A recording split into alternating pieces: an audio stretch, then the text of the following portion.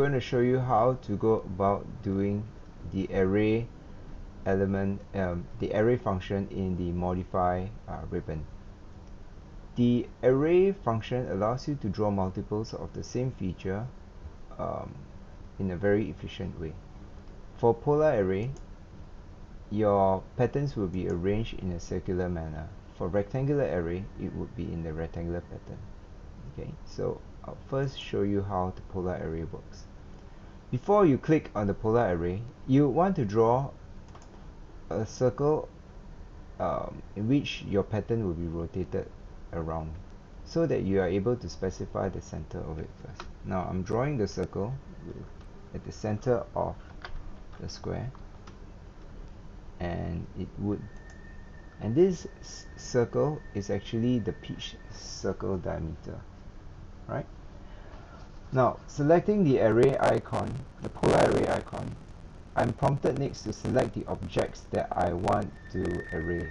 I'll select the radiuses and the sides of the slot.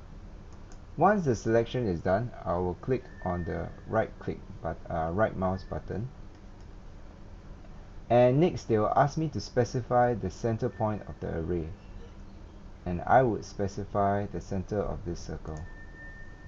Straight away they will give me a default of 6 items that I would like to draw, and what I can do is I can change this number from 6 to 8. Right. To see the changes, you need to click anywhere on the screen and to see if this is what you want. Now if you only like to draw or fill it up to 180 degrees, you can change the fill angle here to 180 degrees, and this is what is shown over here. Right. You can click minus 180 degrees. Sorry. You can click on 90 degrees, and you will rotate in this direction. Right. Now to flip the direction to rotate in the other manner, it would create patterns in a counterclockwise fashion. So if you want to draw from this half of the segment, you can change the direction with this. Okay, this icon over here, and it changes the direction. So I have 180 degrees, and I click here, and if I want to flip it to the other side, all I do is I click the change in direction, and it will be flipped. Once this is done, I can press the enter button, and I have my arrays. Right. I can delete off the center circle. Now next I'm going to demonstrate the rectangular array.